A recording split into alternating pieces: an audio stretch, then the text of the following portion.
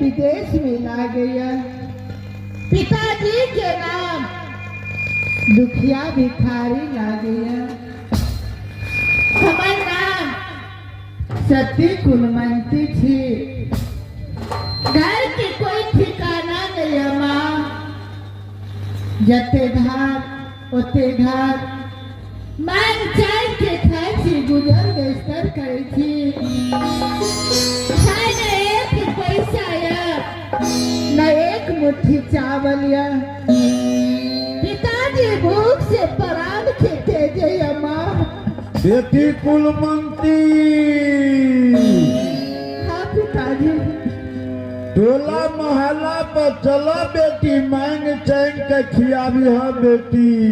हे भगवान, हे माँ बाप, पिताजी भूख से प्राण थे जया। कता से पिताजी के भोजन करा माँ। भूख से प्राण जा रहल था बेटी। ठीक से पिताजी जा छिए गाँव में मांग चाय खिलावब।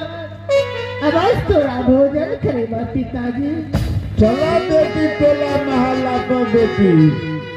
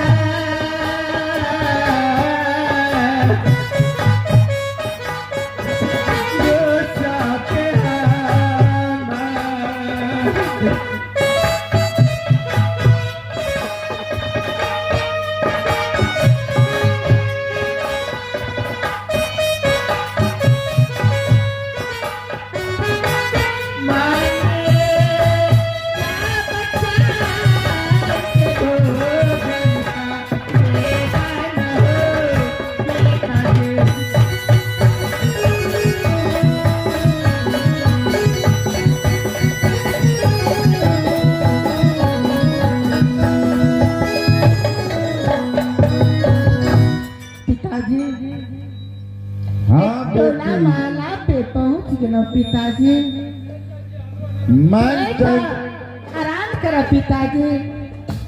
अवश्य हम माँ बाप से मैं चैन के लावन अवश्य तोरा भोजन करेगा पिताजी। ठीक है बेटी। करिए माता पियान मैया सा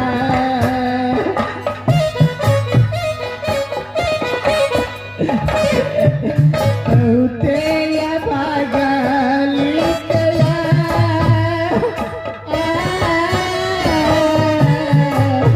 मैया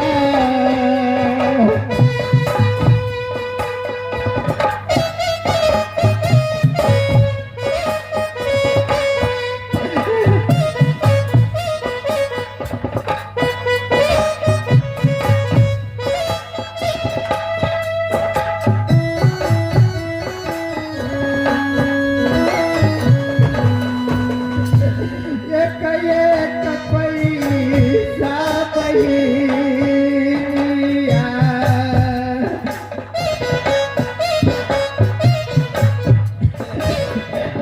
करिए मगती आ गया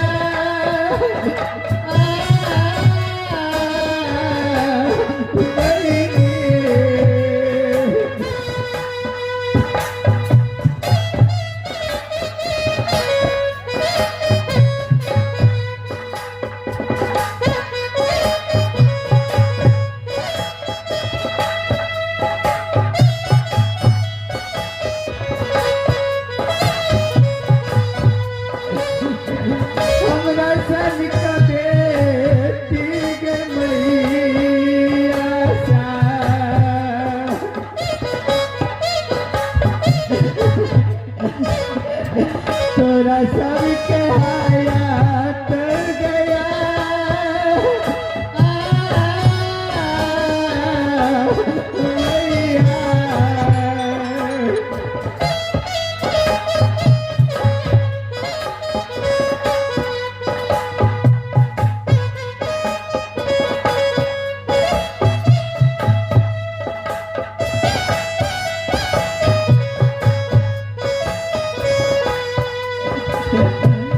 जुग जुग नाम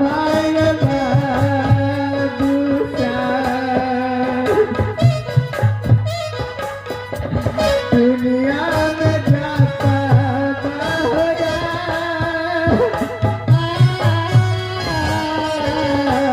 बाबू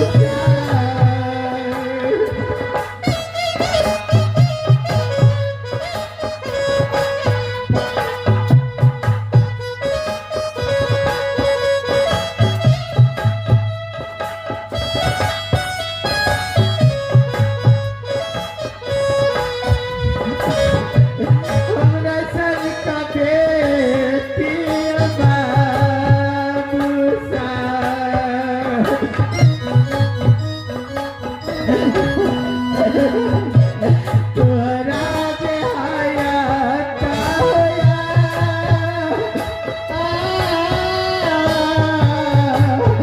बाबू